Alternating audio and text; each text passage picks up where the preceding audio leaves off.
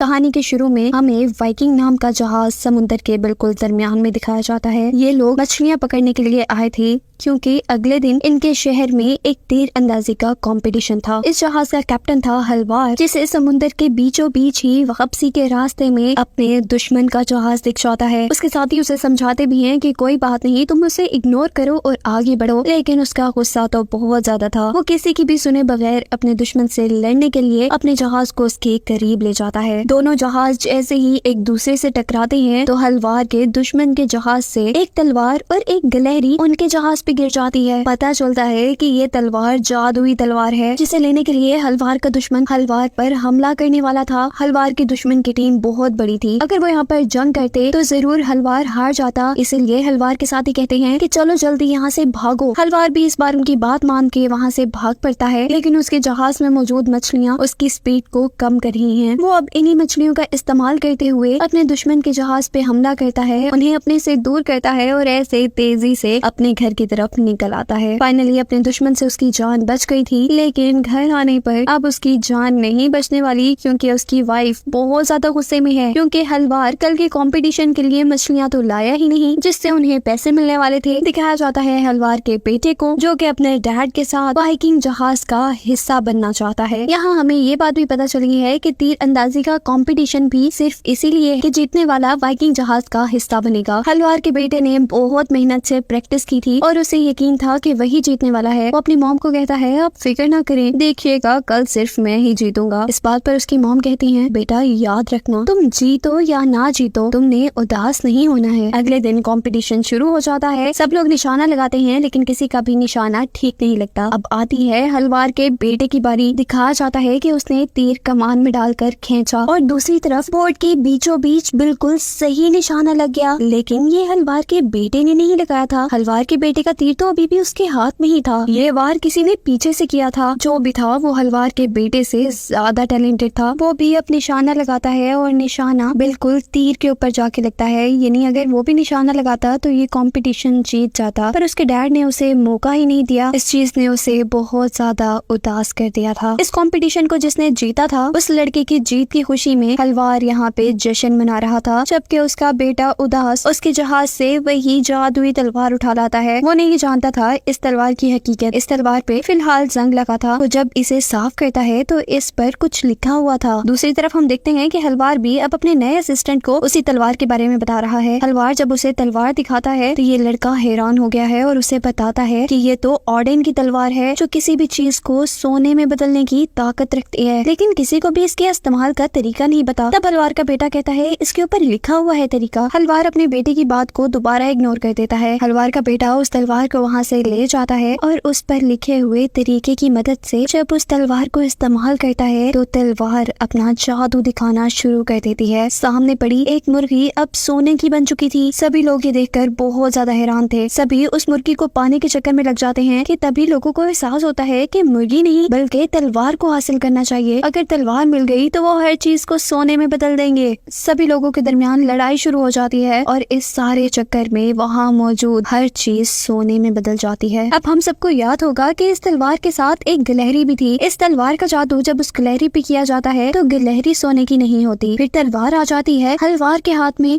हलवार जब इसके जादू को इस्तेमाल करने की कोशिश करता है तो उसका जादू अब उल्टा चल गया है, जिससे कि उसकी अपनी ही वाइफ एक सोने की मूर्ति में बदल चुकी थी। ये सब देख के वहाँ के लोग बहुत ज्यादा दुखी हो गए थे, क्योंकि हलवार की वाइफ एक बहुत ही अच्छी लेडी थी। हलवार भी जल्द से जल्द उसे इंसान बनाना चाहता था। तब उसका असिस्टेंट उसे बताता है कि आपको ऑर्डेन की तलवार के बारे में और भी मालूमात लेनी चाहिए। ये तलवार ही दोबारा इन्हें इंसान बना सकती है। वो इस तलवार की हिस्ट्री इन सबको बताता है कि काफी सालों पहले एक राजा थे जिसने एक जादुई तलवार बनाकर अपने बेटे को दी। ये तलवार उनके बेटे को ताकत दिया करती थी। यही नहीं, उनके शहर के बाहर इस तलवार से किसी भी चीज को सोने में बदला जा सकता था। पता चलता है कि ऑर्डिन नामी राजा के 2 बेटे थे। उन दोनों बेटों के दरमियान में इस तलवार को लेकर लड़ाई होती रहती थी। ऑर्डिन ने उन दोनों को दुनिया में इंसानों के दरमियान भेज दिया, कि जब तक वो एक दूसरे के दोस्त नहीं बन सकते वो ना तो दोबारा अपनी दुनिया में आ सकते हैं और ना ही इस तलवार की ताकतों का इस्तेमाल कर सकते हैं। हलवार का बेटा कहता है कि इससे हमें क्या लेना देना, हमें सिर्फ ये बताओ कि क्या मेरी मॉम ठीक हो सकती है या नहीं। तब वो लड़का कहता है हाँ हाँ बिल्कुल तुम्हारी मॉम ठीक हो सकती है। वो कहता है कि हमें इन्हें इंसान बनाने के लिए एक ऐसे आइलैंड पे जाना होगा जहाँ से ऑडिन की दुनिया का दरवाजा खुलता हो। वहाँ लगे एक खास पत्थर पे तलवार को लगाने से दूसरी दुनिया का दरवाजा खुल सकता है और वहाँ फिर हम ऑडिन के पास जा सकते हैं और ऑडिन से कह सकते हैं कि इसको दोबारा इंसान बना दिया जाए। लेकिन ये काम इतना भी आसान नहीं था। ये काम खास एक ही दिन पे हो सकता था, जो दिन साल में एक दफा आता था और आज से 4 दिन बाद वो दिन आने ही वाला था। उन्हें कैसे भी करके 4 दिन के अंदर अंदर अब उस आइलैंड तक पहुंचना था। हलवार का बेटा भी उनके साथ जाना चाहता था, लेकिन हलवार कहता है कि अभी तुम बहुत छोटे हो, तुम हमारे साथ नहीं चल सकते। लेकिन उसका बेटा भी उसी के जैसा जिद्दी था। वो छुप कर उनके जहाज में आ ही गया था। जबकि दूसरी तरफ हम देखते हैं कि उनके जहाज का पीछा करते करते उनका दुश्मन भी उनके करीब पहुंच चुका है। वो दूरबीन से देखता है हलवार के जहाज पे एक सोने की मूर्ति और ये देखकर वो जान जाता है कि हलवार को जादुई तलवार चलाने का तरीका मिल गया है। अब ये आदमी हलवार से सिर्फ बदला ही नहीं लेना चाहता था, बल्कि उसके जहाज में मौजूद ये सोने की मूर्ति के साथ साथ जादुई तलवार और उसे चलाने का तरीका भी लेना चाहता था। अब वो हलवार के जहाज के पास पहुंच के हलवार से कहता है चलो मेरी तलवार मुझे वापस करो। लेकिन हलवार उसे ये तलवार नहीं दे सकता था, क्योंकि इसी तलवार की मदद से तो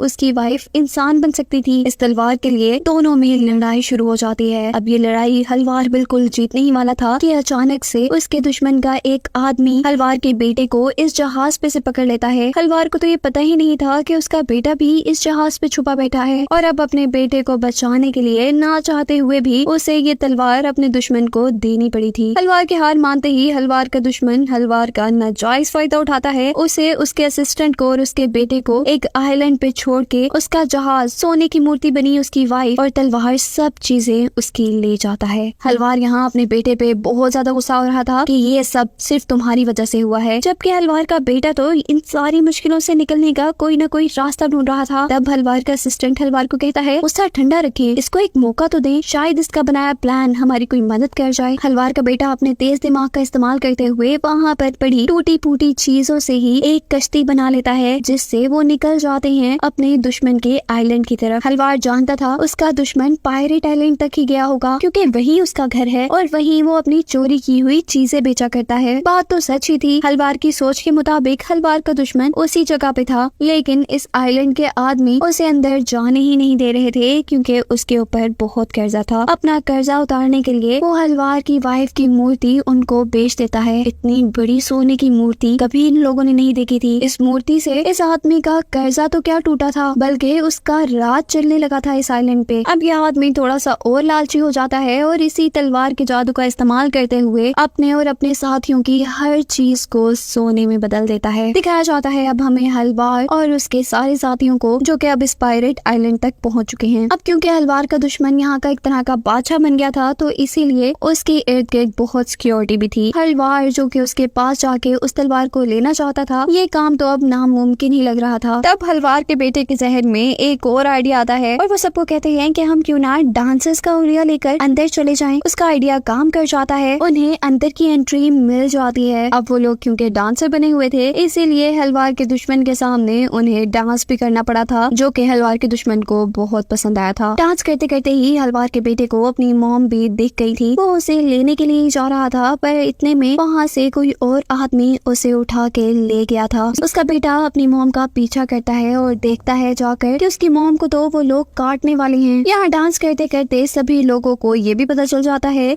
कि ये बेस बदले हुए लोग और कोई नहीं बल्कि हलवार और उसके साथी ही हैं। ये बात जानते ही हलवार और उसके दुश्मन के दरमियान में लड़ाई शुरू हो जाती है। ये लड़ाई इस बार हलवार जीता था और उसने तलवार भी अपने दुश्मन के हाथ से ले ली थी। इस सीन में हमें दोबारा हलवार का बेटा और उसकी वाइफ दिखाई जा रही है। हलवार का बेटा अपनी मॉम को बचाने की कोशिश कर रहा है, जिसपे अब इस आदमी ने हलवार के बेटे को ही पकड़ लिया है और वो अब हलवार के बेटे को मारने वाला था कि इतने में वो देखता है कि हलवार और हलवार के सारे साथी उन दोनों को बचाने के लिए यहाँ पे आ गए हैं। फाइनली उन्हें तलवार भी मिल गई थी, वो जीत भी गए थे, उन्हें अपनी बोट भी वापस मिल गई थी। हलवार अपने बेटे और अपनी वाइफ को लेकर दोबारा उसी बोट पे आ जाता है और फिर वो लोग निकल जाते हैं फाइनली उस आइलैंड की तरफ, जहाँ जाके उनकी सारी मुश्किलें ठीक हो जाती। लेकिन रास्ते में आने वाली मुसीबतें शायद कम नहीं नहीं थी, क्योंकि हलवार का दुश्मन दोबारा उनके पीछे था, जबकि सामने था उनके समुद्री तूफान। अगर वो पीछे मुड़ते तो हलवार के दुश्मन के हाथ लग जाते और आगे जाते तो तूफान में फंस जाते। तभी हलवार का बेटा कहता है कि आगे बढ़ो, तूफान हमें बचा लेगा। सबको उसकी बात बकवास लगती है, लेकिन मरता क्या ना करता वो लोग आगे चले जाते हैं। तूफान इतना बढ़ जाता है कि उन्हें अब अपने चारों तरफ पानी पानी दिख रहा है, ऐसे जैसे पानी की लहरें उनकी कश्ती के ऊपर भी आ गई हों। हलवार का बेटा कहता है डरने की बात नहीं, यही लहरें हमें यहाँ से निकालेंगी। उसके कहने के ऐन मुताबिक तूफान ने उन्हें यहाँ से निकाल कर बिल्कुल उसी आइलैंड पे ला छोड़ा था जो उनकी मंजिल थी। ये आइलैंड बर्फ का बना हुआ था, सभी लोग इसके ऊपर नहीं चढ़ पा रहे थे। हलवार का असिस्टेंट और हलवार का बेटा वो दोनों ही इसके ऊपर चढ़ पाते हैं और पहुंच जाते हैं एक ऐसी जगह पर जहाँ से दूसरी दुनिया का दरवाजा खुलना था। ये ओडिन की दुनिया का दरवाजा था। ये लड़का हलवार के बेटे से कहता है चलो ओडिन की तलवार को इस सुराख में डालो। हलवार का बेटा पूछता है कि ऐसा करने से क्या होगा। वो लड़का कहता है कि ऐसा करने से तुम्हारी मॉम बच जाएंगी। ऐसा कहते ही उसने हलवार के बेटे को धक्का दिया था। हलवार का बेटा दूसरी तरफ जाकर गिरा था, जबकि वो तलवार अब अपनी सही जगह पर लग गई थी। हम देखते हैं कि चारों तरफ से सोना निकलने लगा है। यहाँ की सारी दरारें सोने के पानी ने भर दी हैं और दूसरी दुनिया का दरवाजा भी खुल गया है। और ये लड़का जब उस तलवार के पास आता है तो हम देखते हैं कि ये लड़का ही असल में ओडिन का बेटा था, जिसे गुस्से में इंसान बनाकर ओडिन ने इस दुनिया में भेज दिया था। इस पॉइंट पर वो हलवार के बेटे को बताता है कि मैं अपने डैड के दिए श्राप की वजह से इस तलवार को पहले ना तो छू सकता था और ना ही इस तलवार का जादू इस्तेमाल कर सकता था, पर अब तुम्हारी वजह से मैं ये सब कर सकता हूँ, क्योंकि अब मेरा श्राप जो टूट गया है और अब मुझे इस दुनिया को सोने में बदलने से कोई नहीं रोक सकता। यहाँ हम देखते हैं कि हलवार भी जैसे तैसे करके ऊपर आ चुका है। वो जमीन पे मौजूद सोने को नहीं देखता और गलती से उसका पाँव सोने की एक लेयर पे आ जाता है, जिससे उसका पाँव पूरा सोने का बन गया था। वो उस पाँव को हिला नहीं पाता, इसलिए गिर जाता है और ऐसे में अब उसका एक हाथ भी सोने का बन गया है। ये सब देखकर हलवार का बेटा जान गया था कि उसे यहाँ पर बहुत भांप भांप कर चलना है। तभी वो देखता है इस गिलहरी को जो हमेशा उस तलवार के साथ रहती थी। उसे याद आता है कि तलवार का जादू इस गिलहरी पर नहीं चलता और ये गिलहरी अब सोने पे भी चल रही है, तो ये सोने की नहीं बन रही। हलवार का बेटा अब इस गिलहरी को उठाकर ओडिन के दुनिया के दरवाजे के ऊपर फेंक देता है और देखते ही देखते ये गिलहरी ओडिन के दूसरे बेटे की शक्ल ले लेती है। पता चलता है कि ओडिन ने अपने दूसरे बेटे को शराब देकर एक गिलहरी बनाया था और फिर इस दुनिया में भेजा था, बिल्कुल ऐसे ही जैसे उसने अपने बड़े बेटे को इंसान बनाया था। क्योंकि हम पहले से ही जानते हैं इन दोनों भाइयों के दरमियान में कभी नहीं बनी थी। इस मर्तबा भी जब ये दोनों आमने सामने आए थे तो इन दोनों के दरमियान में लड़ाई शुरू हो जाती है। ये लड़का जो गिलहरी से बना था इसका नाम था थोर। वो जैसे ही अपने हथौड़े से अपने भाई की तलवार को मारता है तो तलवार उसके हाथ से छूटकर आसमान की तरफ बढ़ती है। हलवार का बेटा जंप करता है उस तलवार को लेने के लिए, लेकिन इस चक्कर में वो आग के लावा में गिरने वाला था। तभी हलवार यानी उसके डैड उसे बचा लेते हैं। यहाँ पर वो अपने बेटे से कहते हैं कि तुम्हारे हाथ में जो तलवार है इसे आग के लावा में फेंक दो, क्योंकि यही तलवार तो सारी लड़ाइयों की जड़ है। हलवार का बेटा अपने डैड की बात मानते हुए उस तलवार को फेंक देता है। इधर दिखाया जाता है कि ओडिन के बेटे अभी तक लड़ रहे हैं और तभी यहाँ पर ओडिन आता है और अपने दोनों बेटों को वापस अपनी दुनिया में ले जाता है। देखते ही देखते ओडिन की दुनिया का दरवाजा दोबारा बंद हो गया था, जो सब कुछ हलवार और उसका बेटा देख रहे थे। वो लोग ये सब देखते ही नीचे आ जाते हैं और यहाँ आकर वो देखते हैं कि हलवार के दुश्मन ने हलवार के सारे साथियों को बंदी बना लिया था। तभी अचानक से इस जगह पर ज़लज़ला आने लगा था। ये आइलैंड भी खत्म होने वाला था। सभी लोग यहाँ से भागने की कोशिश में थे। हलवार के दुश्मन ने हलवार की सोने की मूर्ति बनी वाइफ को भी उठा लिया था और वो उसे वहाँ से लेके जाने ही वाला था कि तभी हलवार का बेटा उन्हें कहता है डैड, वो हमारी मॉम को लेकर जा रहे हैं। अपने वाइफ को बचाने के चक्कर में उसके अंदर बहुत जोश आता है और हम देखते हैं कि उसका सोने से बना हाथ और पाँव